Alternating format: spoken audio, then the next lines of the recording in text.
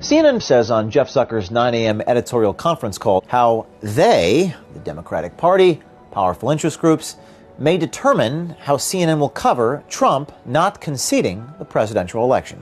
I just want to underscore something that Michael said earlier about the transition and Trump, because I've been talking to a lot of people this morning on both sides, and I just keep hearing the same thing, both from Republicans who have not come out to congratulate Biden, but also to those who have in the Democrats, and that is that we have to be, news organizations have to be very careful and very responsible about not giving Trump too much of a platform on his not conceding, because they feel the transition can go forward.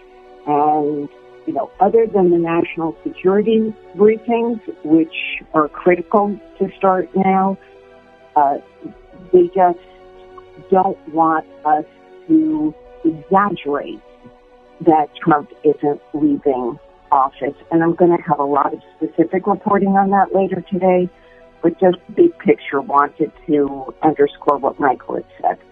Yep, agreed. On the issue of why it's important to get the transition going right, the 9/11 report talks about one of the problems was that the trouble that was brewing got lost during the transition. So if you want a good concrete example of what happens when you don't have a good transition, go look at the Twin Towers. Yeah. So I think that's an important point. I think it was discussed a little bit yesterday in terms of national security. I think it's really important to raise again. I would encourage folks to think about, that 9/11 Commission report and the lack of transition.